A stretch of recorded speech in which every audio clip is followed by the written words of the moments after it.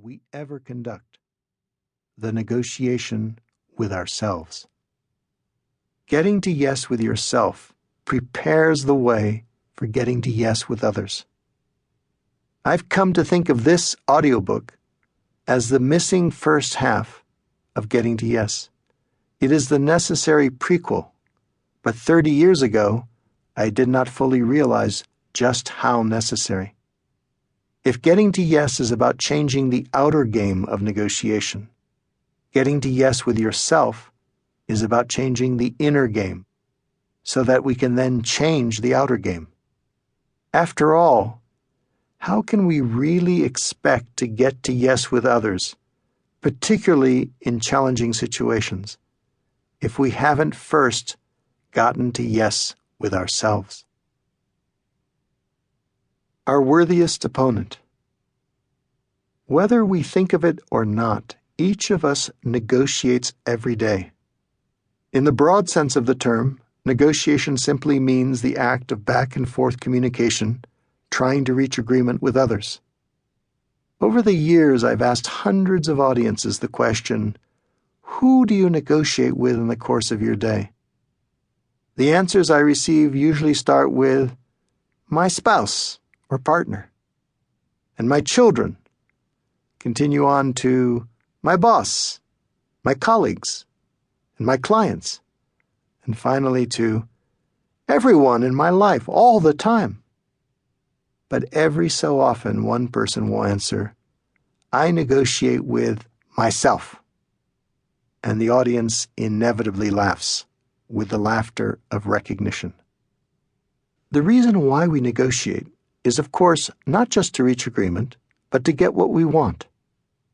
Gradually, over the decades of mediating in a variety of difficult conflicts, from family feuds and boardroom battles to labor strikes and civil wars, I've come to the conclusion that the greatest obstacle to getting what we really want in life is not the other party, as difficult as he or she can be. The biggest obstacle is actually ourselves. We get in our own way. As President Theodore Roosevelt once colorfully observed, if you could kick the person in the pants responsible for most of your trouble, you wouldn't sit for a month.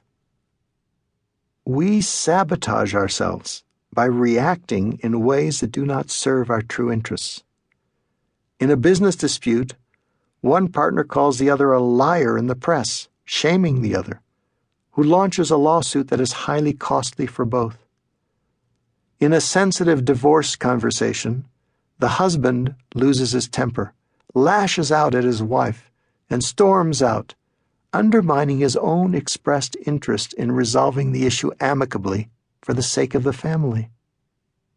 Underlying our poor reactions in moments of conflict is an adversarial win-lose mindset, the assumption that either we can get what we want or they can, but not both.